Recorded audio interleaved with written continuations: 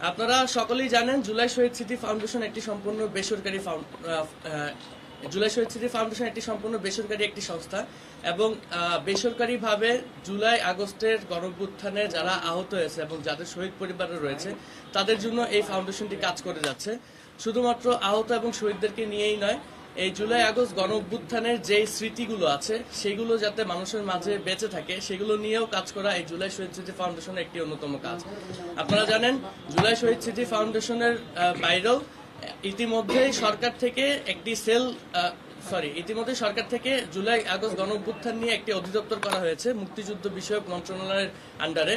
সেই অধিদপ্তরটির নাম জুলাই গণঅভ্যুত্থান অধিদপ্তর, আমরা যতটুকু এখন পর্যন্ত জানতে পেরেছি, এবং সেই অধিদপ্তরটি ইতিমধ্যে তাদের কার্যক্রম শুরু করেছে এবং এই অধিদপ্তরটির কাজ হলো সরকারিভাবে জুলাই আগস্ট গণঅভ্যুত্থানে যারা শহীদ এবং আহত হয়েছে তাদেরকে পুনর্বাসন সহ তাদের পারিবারিক নানা সমস্যার সমাধান করে তাদেরকে নিয়ে কাজ করা এই অধিদপ্তরের কাজ।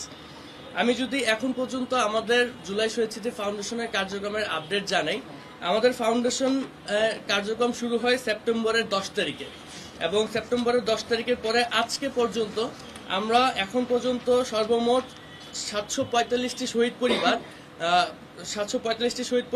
37.25 কোটি টাকা আমাদের জুলাই শহীদ স্মৃতি ফাউন্ডেশন থেকে প্রদান করতে পেরেছি, যা মোট শহীদ পরিবার এখন পর্যন্ত গ্যাজেট প্রকাশিত যতগুলো শহীদ পরিবার আছে তার মধ্যে 87.13% পরিবারের কাছে আমরা পৌঁছাতে পেরেছি।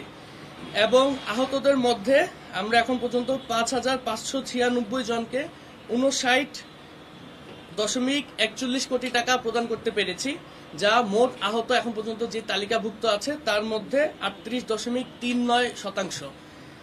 এবং আমরা এখন পর্যন্ত সর্বমোট 6,341 জনকে 96.67 কোটি টাকা আমাদের ফাউন্ডেশনের পক্ষ থেকে আর্থিক সহযোগিতা করতে পেরেছি। এই এককালীন আর্থিক সহযোগিতা ব্যতীত জুলাই শহীদ স্মৃতি ফাউন্ডেশন থেকে আরো নানামুখী কার্যক্রম ইতিমধ্যে গ্রহণ করা হয়েছে।